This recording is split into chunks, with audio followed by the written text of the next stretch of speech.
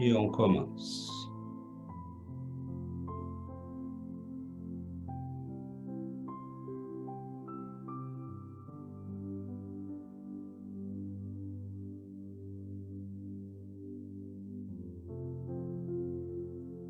Yuri, on ne t'entend pas, je suis désolé.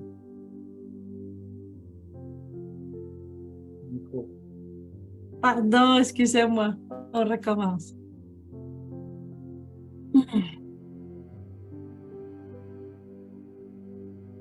Seigneur Jésus, notre guide, notre modèle, maître de bonté, d'amour, de lumière.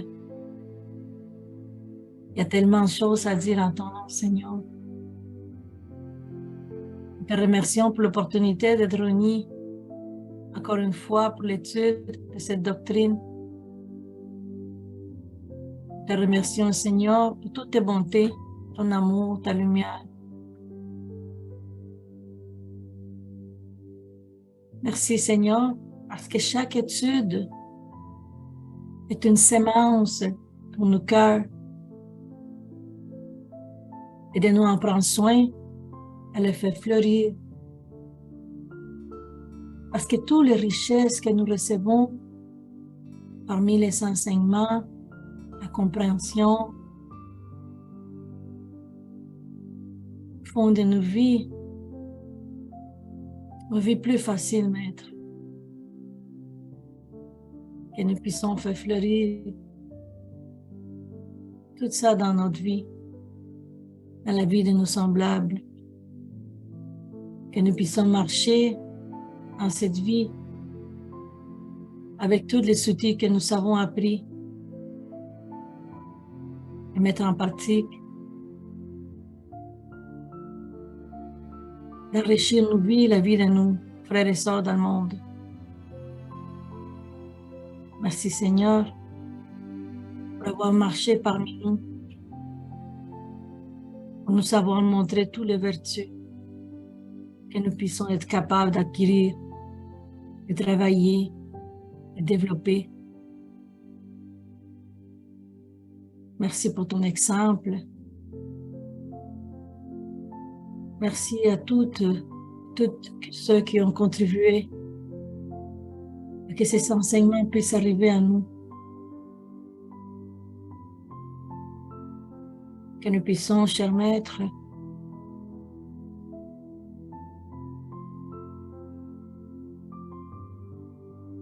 et sentir ces amis qui sont à côté de nous, qui nous enveloppent avec tant d'amour, et nous puissent nous aider à comprendre tout ce que cela dit aujourd'hui, qui nous inspire pour que nous puissions à notre tour, excusez-moi,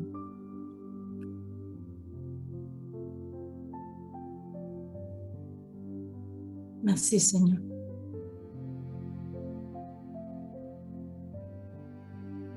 C'est soit-il.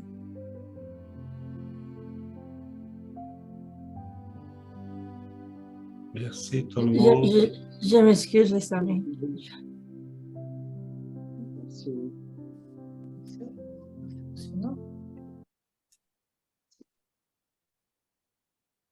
Ça va, Yuri? Bon, on avance. Je vais partager ici les textes. C'est bien ça? Oui. Est-ce que Christophe est en mesure de lire, s'il te plaît, Christophe? C'est un petit texte. Oui. Je ne sais pas si vous avez remarqué, ici, dans la deuxième page, c'est les textes en portugais, l'original. Donc, allons-y. Merci, Christophe. D'accord, je vais me contenter du français. Merci beaucoup. OK. Donc, notre thème aujourd'hui, rappel. Le monde est une céramique sublime en plein cosmos. La chair est l'argile, l'esprit est le potier. Chaque homme façonne son destin selon sa propre volonté.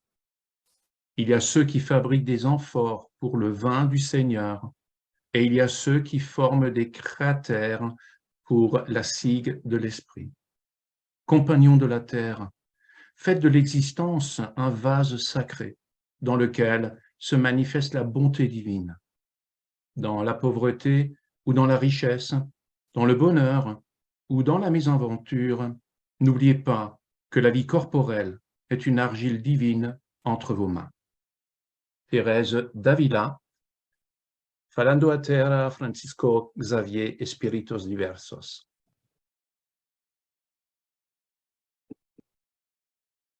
Merci, Christophe.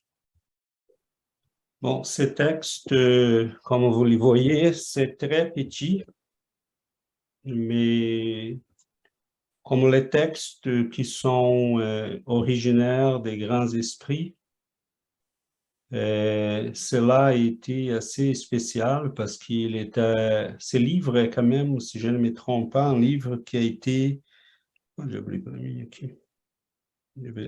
Je pense, 2 secondes. Non, c'est correct. Ce texte a été reçu par Chico Xavier, je pense qu'il habitait encore à Pedro Leopoldo, sa première ville et sa ville natale. Et dans la nuit qu'il a été reçu, Emmanuel a demandé quelques minutes de prière et d'élévation d'esprit. Il a demandé de grandes concentrations. Et il a dit, il y a un esprit de grande envergure morale qui va essayer, parce qu'elle ne se trouve pas ici, ça va fonctionner comme un système radio. Elle va nous transmettre, et nous allons vous transmettre son message. Et à ce moment-là, après quelques 5-10 minutes de prière et de concentration, ils ont reçu ce message. Et étrangement, assez simple. Je ne dirais pas étrangement parce que c'est la marque des esprits très élevés, la simplicité, mais la capacité de synthèse aussi. Donc, il y a eu même des gens au Brésil qui ont trouvé bizarre qu'on ait eu autant de préparations pour recevoir un message qui semble assez simple. Et même dans la Fédération Espírita brésilienne, il y a eu des gens qui ont questionné ça et ont dit, Chico, est-ce que c'est bien Thérèse d'Avila? Est-ce que c'est correct ça? Parce qu'un esprit de cette envergure nous écrit quelques lignes. Et, bon, et selon quelques amis de Chico, et Emmanuel a dit, bon, je vais consulter Thérèse, pas directement, à ceux qui peuvent avoir accès à elle. Et bon, finalement, Thérèse s'excuse et dit, bon, c'est seulement ça que j'avais à dire. Désolé. Et le message a été publié. Cependant, si on commence à regarder les messages comme il faut, je pense qu'on verra une synthèse merveilleuse. Et je vais me lancer pour après voir comment on peut explorer ces textes d'une manière plus approfondie. Elle va dire ici que le monde est une céramique et que l'esprit est en plein cosmos. Donc, il va parler aussi, elle a dit des mots assez simples, elle a dit la chair et l'argile, l'esprit et les potiers. Je commence par là. Et le monde en tant que tel est une céramique en plein cosmos. Donc, elle va commencer pour diviser cette céramique dans la partie qui nous intéresse. La chair est l'argile et l'esprit est les potiers. Cependant, est-ce que cela est vrai pour nous? c'est qui les potiers? C'est l'argile. Parce que dans notre condition actuelle, c'est qui modèle qui? Est-ce que sommes-nous comme esprit qui faisons qui sommes capables de modeler la matière, qui éduquons la matière, ou c'est la matière qui nous a éduqués jusqu'ici? Donc, ce que Thérèse nous dit semble, oui, c'est vrai, hein, l'esprit, c'est les potiers. Oui, mais est-ce que c'est vrai ça pour nous? Peut-être pour Thérèse. Mais pour nous, donc, la loi de conservation, selon ce que nous dit le livre des esprits, elle a un poids très grand sur nous. Et dans le livre des esprits, on parle du développement de l'intelligence et du développement moral. Et Allan Kardec questionne pourquoi le développement intellectuel s'y fait plus vite que le développement moral. Et les esprits vont nous dire que, bon, c'est parce que le développement intellectuel répond plus rapidement à nos besoins de survie. Et pour cela, la matière s'oppose à nous. Elle est une argile difficile.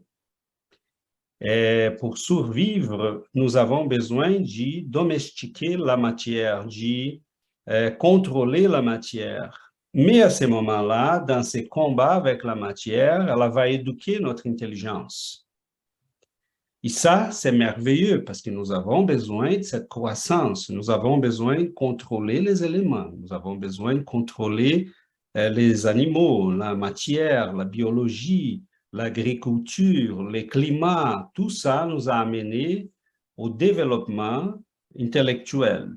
C'est bien, c'est excellent ça. Cependant, dans ces processus d'éducation, la matière nous a contaminés aussi avec ses caractéristiques. Mettons, est-ce que nous voulons vieillir? Est-ce que nous aimons la maladie? Est-ce que nous aimons la mort? Les changements qui enlèvent de nos vies les personnes qu'on aime? Est-ce que nous aimons donner les choses, partager? Est-ce que nous aimons nous faire traiter d'une manière impolie, inadéquate? Toute cette éducation de la matière a imprégné notre esprit de l'orgueil, de l'égoïsme, de la vanité. Nous voulons rester parce que nous avons appris à aimer les choses que la matière nous a communiquées. Donc, je ne vais pas vieillir parce que ces changements-là, c'est mauvais pour nous. On est attaché à la vie, on est attaché à la matière et la matière change tout le temps. Et nous voulons garder les choses telles quelles. Si je suis heureux, je ne veux pas que les choses changent. Si je suis malheureux, je veux qu'elles reviennent à l'état qui je n'avais pas cette souffrance-là. Donc, la matière nous a éduqués l'esprit intellectuellement. Mais en faisant cela, elle nous a comme une maman bienveillante, mais qui nous communique sa personnalité, ses imperfections. Elle nous a bien appris à maîtriser la matière, à évoluer, à préserver notre corps, notre monde. Mais cela nous a contaminés aussi par ces caractéristiques qui ne sont pas vraiment adéquates à notre évolution morale. Donc, quand j'ai pensé à cette phrase, j'ai dit oui, c'est bien vrai que la chair est l'argile, mais est-ce que sommes-nous vraiment les potiers? Ou pour l'instant, nous sommes l'argile et la matière est les potiers. Le monde est les potiers. C'est l'artisan. Donc, en fait, ce que Thérèse d'Avila nous dit dans des mots très simples, c'est est-ce que vous êtes vraiment conscient que vous êtes un esprit que votre volonté peut s'imposer sur la chair? Est-ce que vous êtes vraiment conscient que vous pouvez maîtriser vos passions? Parce que pour l'instant, toutes ces passions-là, d'où nous viennent ces passions? D'où vient l'attachement? D'où vient l'orgueil? D'où vient l'égoïsme? D'où vient notre vanité, notre désir de rester toujours jeune, de ne pas vieillir? D'où vient notre attachement aux personnes, au monde, à l'argent? C'est qui vraiment les potiers? Donc, quand j'ai pensé à tout ça, j'ai dit oui, mais Dieu a fait les choses d'une telle manière que même cet attachement nous apprend beaucoup tout le temps, parce qu'il nous aide au développement intellectuel. Ce n'est pas une chose mauvaise, ce sommes nous autres qui avons laissé les choses aller jusqu'à un point qui, je vois là les gens que j'aime vieillir et je me sens fâché. Je commence à vieillir moi-même. J'ai dit non, non, mais bientôt, je ne serai plus avec mes enfants. Comment ça se fait ça? On est attaché, on est contrôlé, on est modélé, moulé par la matière. Et faire cette transposition entre qui est l'artisan de qui, c'est complexe pour nous. On commence à peine à s'y réveiller de cette dormance qui est le contrôle de la matière sur nous. Donc, le monde s'impose à nous, même quand on commence à développer nos capacités spirituelles comme la volonté, l'intelligence, la persévérance, c'est pour nous imposer au monde, mais c'est pour faire valoir les choses du monde à nous. Napoléon voulait établir un empire sur l'Europe. Pour ça, il y avait une volonté de faire. Cet homme-là, c'était un des exemples il n'était pas seulement un stratège intellectuel, il y avait une volonté de faire. Il savait utiliser les circonstances, il connaissait les gens, il manipulait les circonstances, il savait voir les choses, il savait les utiliser, mais c'est pour faire valoir son désir d'être un empereur. Donc là encore, il y avait l'illusion de contrôler le monde, mais le monde le contrôlait. Vous comprenez? Donc, même quand on commence à développer les caractéristiques de l'esprit, l'intelligence, la capacité, l'imagination, la créativité, c'est pour exprimer l'éducation que le monde nous a donnée, que la matière nous a donnée. Mais cela fait partie de notre croissance. Jusqu'au moment à qui on commence à se rendre compte que, oh, attends, je ne suis pas vraiment en contrôle, je suis contrôlé. Je ne suis pas l'artisan pour l'instant, je suis l'argile. Et là, on essaye, c'est quand la conception de la vision spirituelle commence à naître en nous. Et à ce moment-là, on s'y dit, OK, là, il faut que je prenne les choses en main. C'est la nature, c'est la matière, c'est le monde qui me dit quoi faire, quand faire, comment faire, pourquoi faire, mais ce n'est pas vraiment moi. C'est là qu'on voit qu'au moment que l'esprit commence à devenir vraiment l'artisan de sa vie, il se détache un peu du monde. On a besoin de cette distance.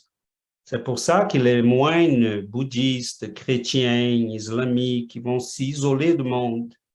Parce que c'est comme si on avait besoin d'expérimenter cet éloignement pour dire, il faut que je fasse la distinction entre moi et toi.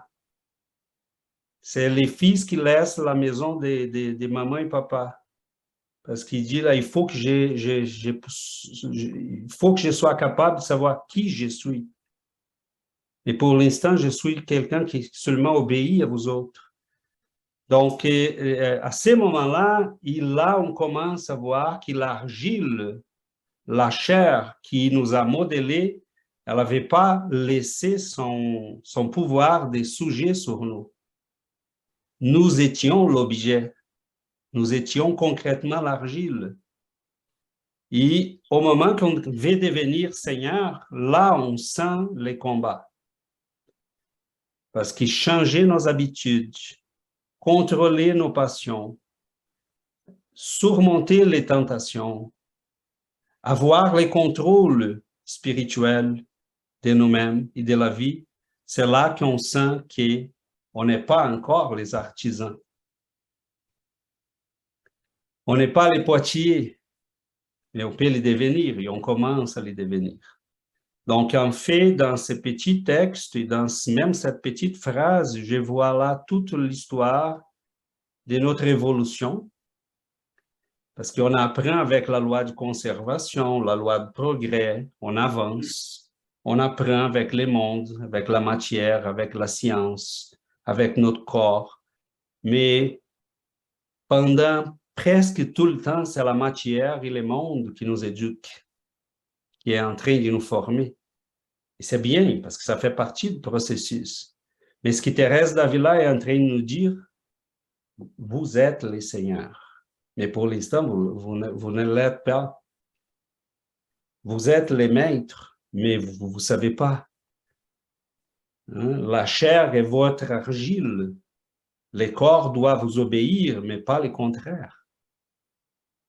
Donc, c'est un esprit-là qui a eu, je trouve merveilleux, quelqu'un qui a vécu, s'était battu autant comme elle et comme Saint Jean de la Croix, et comme Saint François et comme tant d'autres, soit capable de résumer d'une manière, de concentrer dans petits mots cette immensité de sagesse.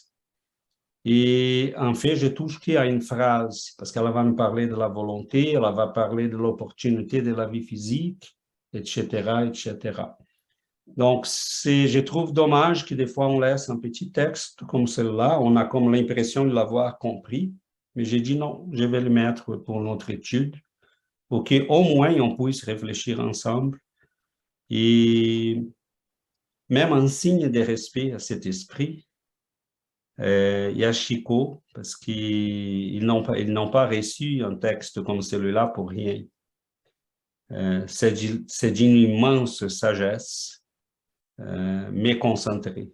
Donc, voilà, je me lance quand même avec cette introduction pour vous stimuler à voir peut-être un peu plus de se concentrer là, qui se cache derrière des phrases très simples. Bon. À vous. Dominique? Oui, vous m'entendez bien? OK. J'ai une première question, César. Où on peut trouver ces communications que Chico a eues dans son groupe médiumnique de Thérèse d'Avila, s'il te plaît? Tu pourras nous les joindre? Oui, je peux. Il y a dans ces livres, je vais retrouver là, je pense que c'est Carlos Bacelli qui nous a raconté ça dans un de ses livres, je vais les retrouver. Et j'ai entendu aussi un des amis de Chico, qui s'appelle Geraldo, qui raconte ça aussi, mais je les lis, je pense, dans un des livres de Bacelli. Je vais les retrouver. Il y a un livre, Dominique, qui s'appelle Les voies de l'au-delà, si je ne me trompe pas. J'essaie de le traduire en français, mais c'est Vozes do Grande Além. Et sont deux livres, en fait. L'autre, j'ai oublié le nom. Il raconte les contextes dans lesquels le message a été reçu, parce qu'ils sont des communications psychophoniques, parlées, qui après quelqu'un a transcrit. Donc, ce sont des livres très, très beaux parce qu'ils sont des communications qu'on entend la voix de Chico. Il y a les enregistrements disponibles sur Internet. Ces genres de communication pour Chico, c'était très rare. Normalement, il était toujours la psychographie, mais la psychophonie, il n'a pas autant. C'est pas, il faisait des psychophonies dans les réunions, même pour les esprits nécessités. Il faisait toutes les semaines, mais on connaît plutôt, sont rares qu'ils sont publiés. Donc, dès cette période-là, il y a eu un ami de Chico, je pense que c'est Clovis Tavares ou Martins Peralva, qui ont donné, un de ces deux-là, ou peut-être même un troisième messier là, que j'oublie son nom, qui a donné une enregistreuse des vieilles là, avec des très anciennes. Et ils ont eu quand même les reflets d'y enregistrer les séances. Et c'est très beau parce qu'on voit, ils sont disponibles sur Internet, les enregistrements. Ils ont été récupérés. Et on voit là les communications médiumniques dans la voix de Chico, et avec l'accent des esprits qui se communiquent, c'est très beau. Et des fois même des esprits nécessités qui viennent raconter des histoires, des tragédies. Et c'est ça. Donc, oui, je peux te guider un peu, même que si quelque chose là va être en portugais, mais tu pourras l'entendre. D'accord, merci. Et je voulais rajouter que ce court texte m'a profondément ému parce que, effectivement, Thérèse d'Avila était une religieuse carmélite espagnole qui est née à une date qui est 1515, qui est une triste date historique en France. Et elle a vécu 67 ans quand même, cette femme. Et elle a écrit un livre qui s'appelle Le chemin de perfection.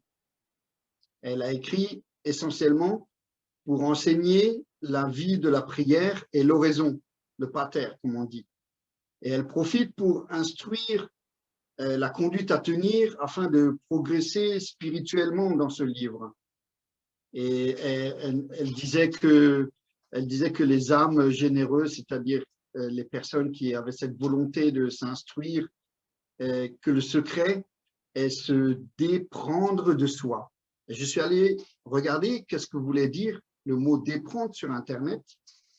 La traduction, cela veut dire se détacher de quelqu'un, se détacher de soi-même, se déprendre d'une habitude pour laisser la place à notre Père et à son prochain, c'est-à-dire une vie de sacrifice.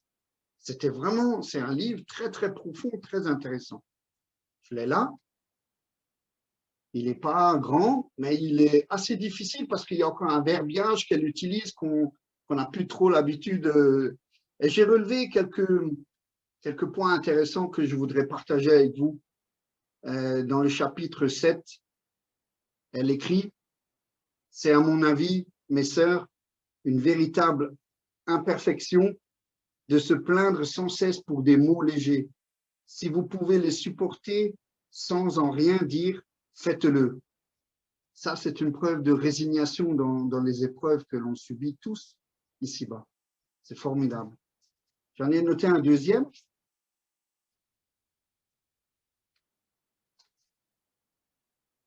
Afin de consoler en effet celles qui n'arrivent pas à la contemplation, j'avais affirmé qu'il y a beaucoup de voies pour aller à Dieu, comme il y a beaucoup de demeures au ciel.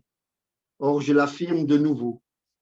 Et ça, c'est encore une preuve pour cet esprit à cette époque de 1515 qu'elle parlait bien sûr des preuves de la pluralité des mondes, qu'il y a aussi plusieurs chemins qui mènent pour acquérir ces vertus, que ce soit catholique, que ce soit musulman, spirit, bouddhiste ou hindouiste, etc.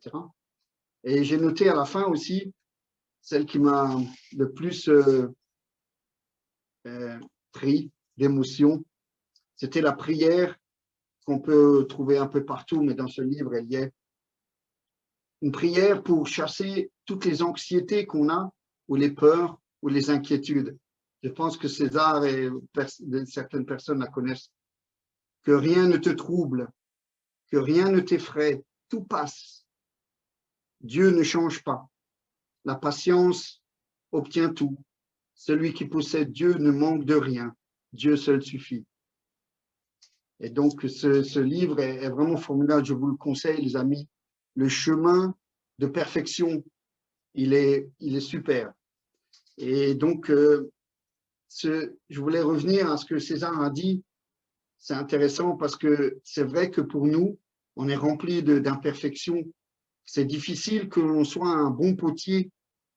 Néanmoins, nous sommes des potiers amateurs. Et donc, on arrive à éradiquer certaines imperfections. Je prends celles qui sont les plus lourdes sur Terre, la cigarette, la drogue, l'alcool, etc. Si on veut, on peut. Si on met cette volonté, encore une fois, de notre côté, qui est un attribut de notre âme, on y arrive. Et bien, je rajouterais qu'on n'arrive pas sans la prière. Et c'est ce que Thérèse d'Avila essaye d'expliquer dans ce livre et à travers aussi ce message qu'elle a envoyé à Chico, qui est formidable. Ben voilà, je voulais juste dire ça. Merci Dominique. Et oui, je pense qu'il y a un autre qui s'appelle La vie intérieure. C'est un autre, le chemin intérieur, si je ne me trompe pas. Et je l'ai téléchargé récemment. Et il y a un petit livre de prières aussi de Thérèse, qui sont que des prières. Donc, fortement conseillé. Merci beaucoup, Dominique, de nous avoir partagé ces extraits. Et ça vaut la peine. Rapidement, avant de passer à Fadimé, et à un moment donné, Emmanuel était questionné comment peut-on accélérer notre développement spirituel. Et il donne plusieurs conseils. Et parmi ces conseils, il dit lire la vie de ceux qui vous ont précédé dans ces chemins. Donc, les grands esprits, les grands saints. Et à un moment donné, je me rappelle qu'il y a un ami de Chico qui lui quittait, qui a décidé de quitter le spiritisme, lui lançait des critiques qui, à mon avis, il n'a rien compris. C'était probablement dans un processus d'obsession, parce qu'il disait, il est toujours entouré des livres catholiques, il veut être un saint, il lit la vie des grands saints, il lit la vie de Saint-Augustin. J'ai dit, mais oui, c'est ça. Si on est sur les chemins spirituels, il faut lire ceux qui nous ont précédés, ceux qui connaissent les chemins. Mais il n'avait pas compris cela. Donc, voilà, je pense que sérieusement, même les catholiques n'ont pas, je vois aujourd'hui, ils ne s'y rendent pas compte du trésor qu'ils laissent enterré dans leur jardin sans s'y rendre compte de toute la beauté spirituelle qu'ils ont produit. Donc, voilà. Fadimé? Oui, moi, je voulais juste rebondir sur ce que Dominique avait dit.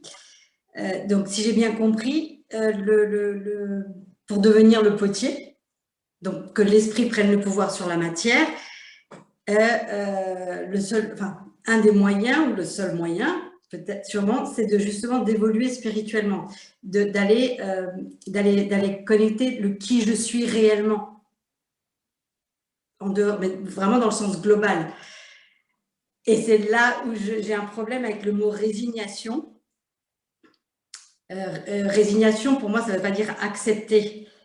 Et c'est là où le spiritisme est beau, c'est qu'on nous demande d'accepter, mais avant d'accepter, il faut pouvoir comprendre pourquoi on souffre. Parce que se résigner et accepter, comme les religions dogmatiques le disent, c'est comme ça, si tu es capable de supporter. En fait, on ne vous explique pas. Et ça me dérange, parce que c'est justement en n'étant pas résigné qu'on va aller chercher. Parce que si on se résigne ou qu'on accepte bêtement, on n'évolue pas spirituellement. Alors que si on cherche à savoir le pourquoi, c'est là où on peut du coup devenir le potier et prendre le pouvoir sur la matière et évoluer spirituellement.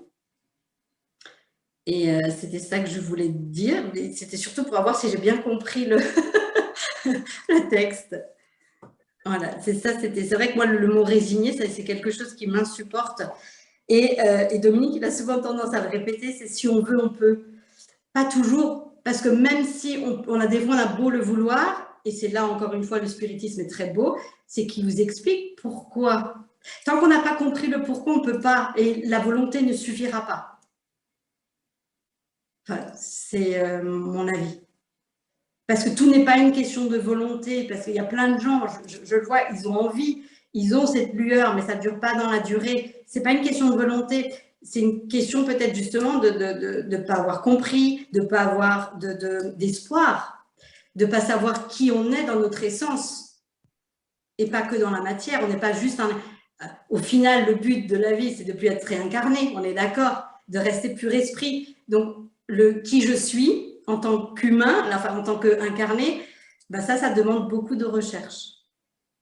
Oui. Et je pense que ça peut être la voie pour emmener toutes les personnes qui sont dans les addictions ou dans les souffrances, plutôt que de s'identifier à ce qu'ils sont, et ben, à voir qu'ils sont autre chose, beaucoup plus. Et je pense que et le spiritisme aide à ça, justement. Tout à fait. Merci, Fadimé. Tu as complété là parce que j'ai eu ça a gelé un peu pour moi. Ah mince, je ne sais pas. Est-ce que tu as fini de faire OK. Tu as fini? Tu touches à plusieurs choses, Fadimé, et qui sont tout à fait très intéressantes. La première chose, c'est la connaissance. Je pense que quand Jésus nous a dit, vous allez connaître la vérité va vous libérer. Il voulait dire exactement, probablement tu reflètes là ces mots, parce que la connaissance, oui, si on connaît les raisons, si on connaît les mécanismes, hein, les pourquoi, comment fonctionnent les lois de la vie, ça nous aide beaucoup à aller de l'avant et faire les choses comme il faut. Là, je peux me résigner en face d'une souffrance.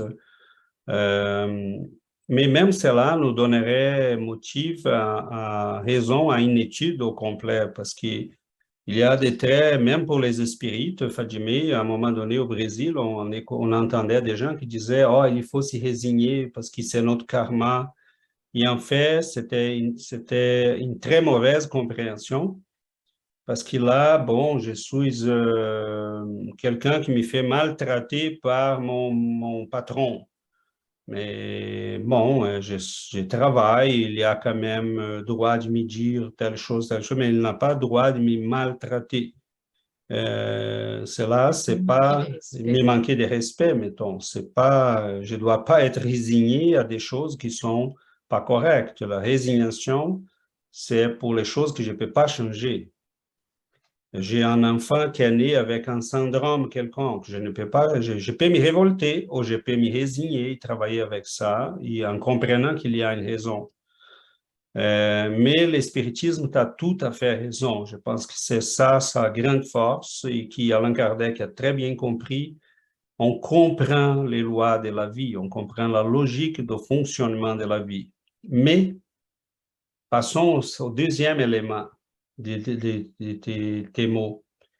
Thérèse nous dit, chaque homme façonne son destin selon sa propre volonté. Ce n'est pas une question de volonté ou pas volonté, c'est une question de degré de volonté. C'est là le secret. Quand je n'utilise pas ma volonté, je suis en train de la donner à quelqu'un d'autre. Et ça, c'est ma volonté aussi. Parce qu'avoir manqué de volonté, c'est utiliser la volonté. Quand je laisse à mon mari décider ma vie, quand je laisse à mon épouse décider ma vie, quand je laisse à mon travail décider ma vie, quand je laisse au monde décider ma vie, je suis en train de donner la permission. Mais donner la permission, c'est une concession de ma volonté. J'utilise ma volonté, des fois, par paresse. Je ne vais rien faire, je veux que vous me dites quoi faire. Donc, on va façonner notre destin. Regardons bien ce que Thérèse est en train de nous dire. Chaque homme façonne son destin selon sa propre volonté. Donc, elle est en train de nous dire la volonté, c'est ce pouvoir central dans la vie. Mais prenons les spiritismes pour comprendre ça. Est-ce qu'un esprit, dans les premiers stages de son développement, a conscience de sa volonté? Pas encore. Quand j'ai donné l'exemple de Napoléon, il y a conscience de sa volonté. Mais cette volonté est encore quelque chose qui a été développé à son degré maximum, mais qui est utilisé pour les mauvaises choses, pour s'imposer au monde. Il est contrôlé par le monde. Il veut devenir empereur, il veut devenir seigneur du monde. Mais ça, c'est une illusion parce qu'il ne se rend pas compte que le monde change, qu'il va mourir, qu'Alexandre, dans les maximum de son pouvoir, il était le seigneur de la terre de son époque. Il y avait tout conquis. Et il meurt piqué par un moustique qui lui passe une fièvre. Il s'est fini son empire. Donc, Napoléon, il aurait pu faire son travail. Il était quand même un missionnaire, hein, selon les messages d'Humberto de Campos. Il est venu avec une mission très précise. Et il y avait une raison pour son pouvoir, son existence. Napoléon et César, hein, on le sait bien. C'est l'ancien empereur. Et cet homme-là avait une volonté de faire, mais pour le monde, pour s'imposer au monde. Il n'est pas seigneur de son esprit, il n'est pas seigneur de son corps, il n'est pas seigneur de soi-même. Mais c'est là que je trouve beau. Même quand on est dans cette illusion, on ne peut pas nier que Napoléon a une volonté de faire. Et sa volonté est déjà développée, elle n'est pas bien appliquée. Tandis que, des fois, nous, prenons Napoléon et nous. Des fois, je vais combattre mes penchements pour la matière, mes tentations. Je vais contrôler ma gourmandise, qui est une chose très simple. Et je suis toujours déçu parce que je n'arrive pas. Mais Napoléon, il y a déjà la volonté. S'il y a, comme Paul de Tarse, Saint Paul, il était un homme qui avait une volonté de faire, mais il l'appliquait d'une manière inadéquate. Avant d'être Saint Paul. Avant d'être Saint Paul, j'ai dit. Au moment qu'il connaît Jésus, il commence à appliquer toute cette force, toute cette volonté pour la discipline de soi-même, pour le contrôle de soi-même.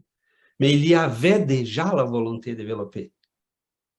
Nous sommes en train de développer cette volonté. Nous connaissons déjà les chemins, nous acceptons déjà les chemins, mais nous manquons de volonté. Parce que la volonté est un pouvoir de l'esprit qui c'est quelque chose que nous, on va étudier à un moment donné séparément, mais la volonté, c'est quelque chose qu'on est loin de connaître son pouvoir. Pour la guérison de notre corps, pour la construction de notre vie, pour structurer la réalité autour de nous, la volonté est un pouvoir immense. Thérèse d'Avila ne dit pas « chaque homme façonne son destin selon sa volonté » pour rien. Parce que c'est la volonté qui est au centre, mais nous avons des différents degrés de volonté. Nous avons la volonté à son niveau minimum, c'est la personne qui se laisse aller par les circonstances. Elle est contrôlée par le monde, elle est contrôlée par son corps, elle est contrôlée par la société. Elle n'exerce pas sa volonté, elle la lui donne à quelqu'un d'autre. Il y en a les gens qui ont développé la volonté à l'extrémité opposée, sont des gens qui sont capables de s'imposer au monde, qui ont développé une volonté de faire, mais qui est appliquée encore au monde pour obtenir des plaisirs, des gains, des pouvoirs, de l'argent. Mais quand même, ils ont développé la volonté. Elle n'est pas appliquée encore aux choses de l'esprit. Pour contrôler l'argile Hein? Et c'est là la différence.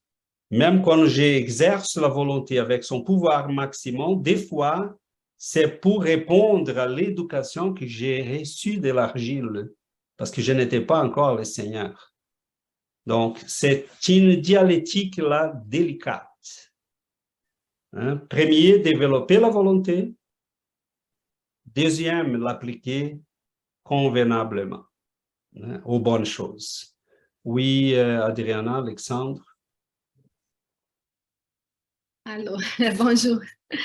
Je pense, comme Fadimé disait, je pense que quand on connaît le spiritisme, on commence à avoir pour nous là, un objectif. Par exemple, c'est quoi mon objectif aujourd'hui? Avant de connaître le spiritisme, je pensais non, je dois avoir une belle vie. La belle vie pour moi, c'était de profiter, de voyager, d'avoir une belle maison, d'avoir un auto, c'est ça. Mais là, mon objectif aujourd'hui, c'est quoi?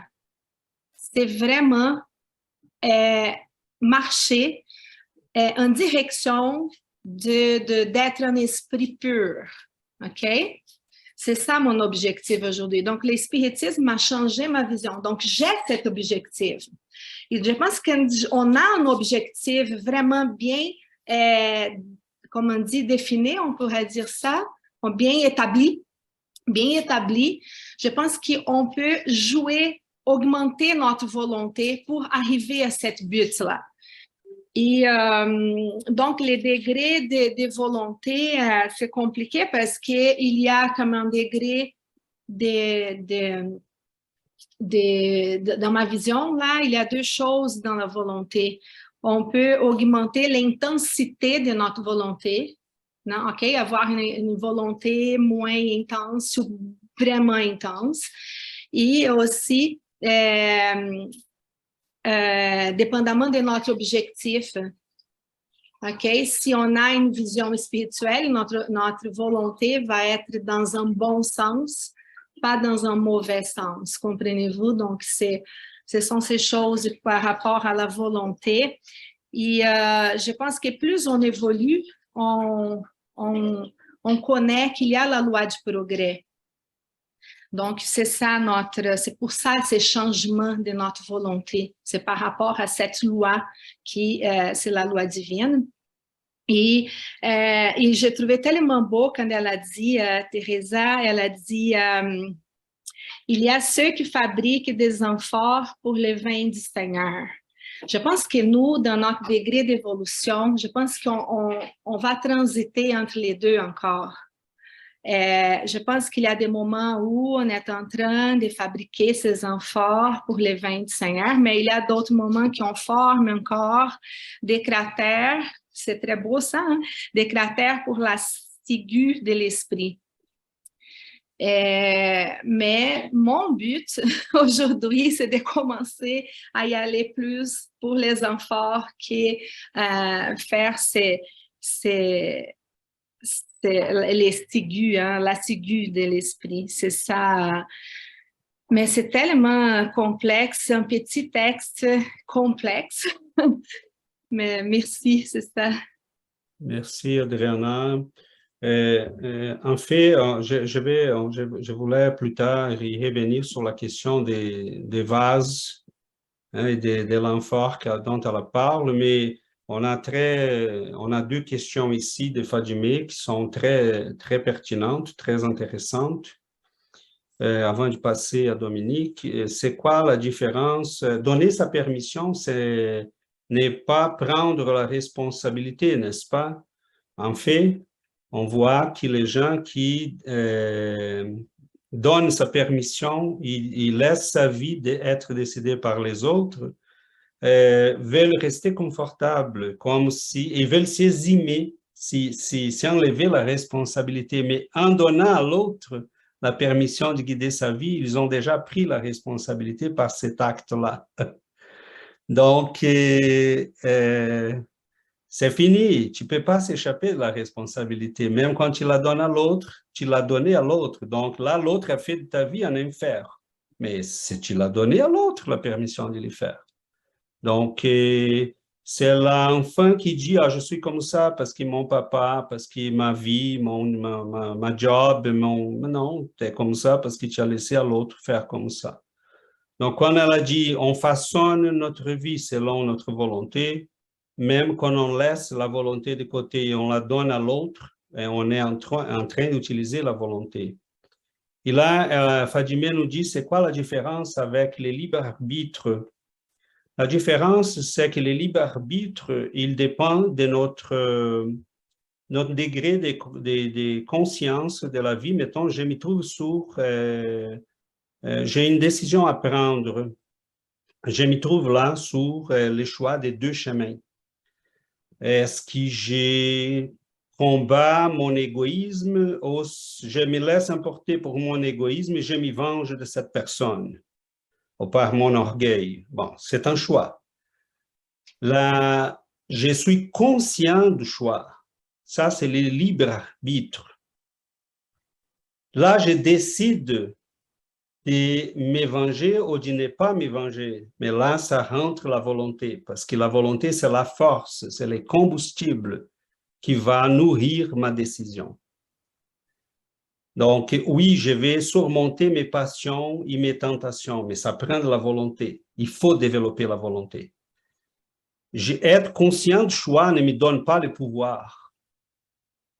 Il faut qu'avec mon choix vienne la volonté de l'exercice de ces pouvoirs-là.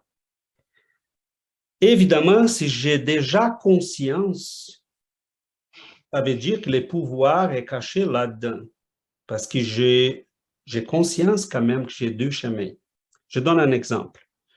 Emmanuel, je l'ai commenté hier, Emmanuel a dit dans un petit texte, dans un de ses livres, il disait qu'un homme priait beaucoup à Dieu pour qu'il puisse surmonter ses tentations.